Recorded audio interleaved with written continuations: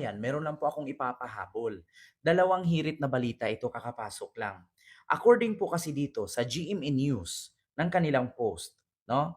75%, ayan nakita niyo mga kababayan, 75% of Filipino free for candidates who assert PH right in West Philippine Sea.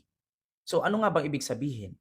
75% of Filipinos prefer candidates who believes that the Philippines should assert rights against China's aggressive action in West Philippine Sea. So a Commission on Social Weather Station or SWS survey, so 75% sa mga Pilipino sa 100%, no? So 75% gusto nilang iboto ang mga kandidatong tumatakbo na ipagtanggol ang West Philippine Sea ay para sa atin.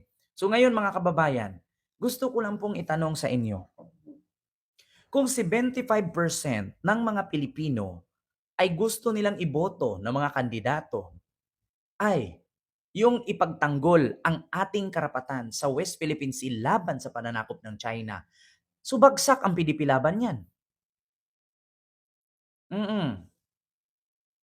Ma'am Linda Dadya, hayaan mo siya. Oo, ganyan talaga pag mga bobo. Hindi nila alam ang batas ng Singapore. Oo, hayaan niyo sila. Mm. Kapag dito sila manggulo, hindi sila makauwi sa atin. Mm. So ngayon mga kababayan, 'di ba? Isipin ninyong mabuti. 75% ng mga Pilipino ay gustong iboto. According yan sa GMA News 75% ng mga Pilipino gustong iboto ang mga kandidato na ipaglaban ang West Philippine Sea laban sa pananakop ng China. So, ngayon, pag inumpisahan natin, paano natin iboto si Bato? Nung panahon na winatirkanon ng Chinese Coast Guard ang Filipino Coast Guard, wala kang narinig sa kanila. Kay Bongo, wala rin. Kay Robin, wala rin. Sino pa? Kay Ipi, wala rin. Kay Bundok, wala rin. So lahat po ng kandidato ng PDP laban, maskin si Marcoleta, wala kang narinig na ipinagtanggol nila ang West Philippine Sea. Which is, ang sabi pa nga ni Marcoleta, walang West Philippine Sea. Hindi totoo na may West Philippine Sea at guni-guni lang yan ng mga Pilipino. 'Di ba?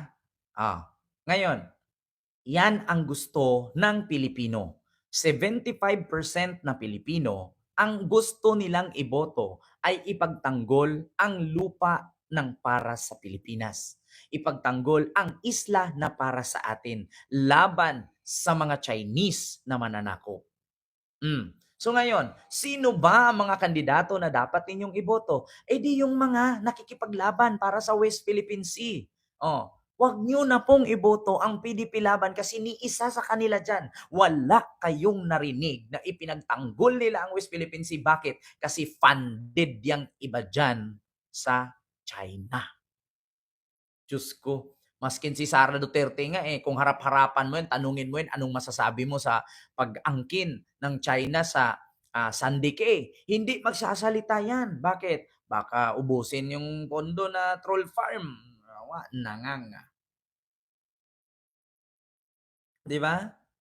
Ni minsan ba? Ni isa ba sa kandidato ng PDP Laban may komento pagtungkol sa pagsakop ng China sa Sandike?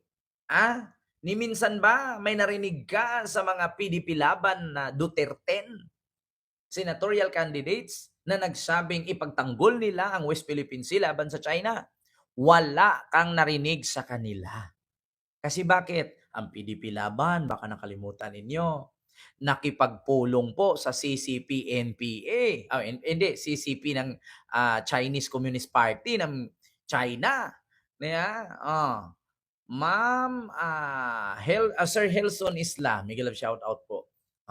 So, yun ang totoo, mga kababayan. Nako, 75% of Filipino prefer candidates who asserts PH rights in West Philippine Sea.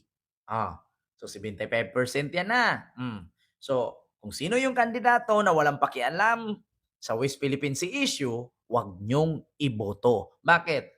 Magkakandidato ka para sa serbisyo sa bayan. Magkakandidato ka para sa Pilipino. Ngayon na inagaw ang ating lupa ng mga dayuhan, ni minsan wala kang narinig sa kanila, tapos iboboto mo. Paano lang ang kapakanan naming mga Pilipino? Paano kung dahan-dahanin lang ang kinin pati ang Palawan? So, tapos yung mga Palawan, yung mga taga Palawan bumoto sa inyo. 'Di ba? Oh, wag niyo nang iboto kasi hindi kayo pagtanggol niyan. Hindi kayo tutulungan niyan. Bakit? Kasi funded by China yung iba diyan. 'Di ba? Oh, buti pa si Kiko eh. Sabi ni Kiko, "Ito, dagat." Wow! Dagat, atin ito. 'Di ba? Hmm, buti pa si Kiko. Buti pa si Bam Aquino. Ito dagat. Wow! Dagat, atin ito. Oh, kahit natatawa ako do'n kay Senador Kiko, maganda kasi may meaning, eh. Ito dagat. Wow! Dagat, atin ito.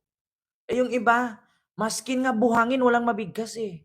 Yung isa pa yung bato na kung sino daw, kung sino daw ang sasama sa kanya makipaggera sa mga Chinese dun sa West Philippine Sea, bibigyan pa daw niya ng armas, makipaggera ba siya doon? Eh, di pugang linti ang Pistingyawang kalbo na yan.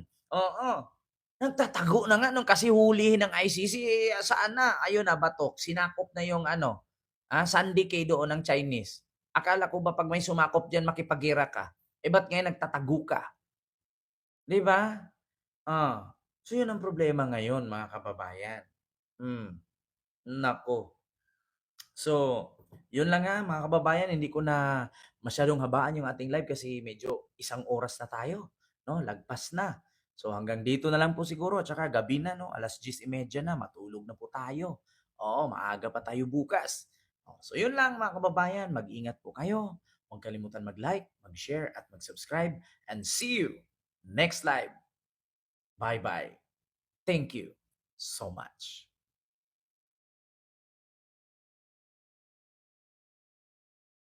Sunod, hmm.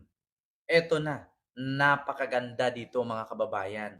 Oh, si Senador Amy Marcos, oo, pinalagan. Si Pangulong Ferdinand R. Marcos Jr. sa Hmm, 100 Most Influential People of 2024 ng Time Magazine. hmm, Kinilala ng Time Magazine ang mga pagsisikap ni Pangulong Marcos Jr. sa pagbangon ng ekonomiya ng Pilipinas matapos ang COVID-19 pandemic at kung paano inangat ng Pangulo ang Pilipinas sa mundo.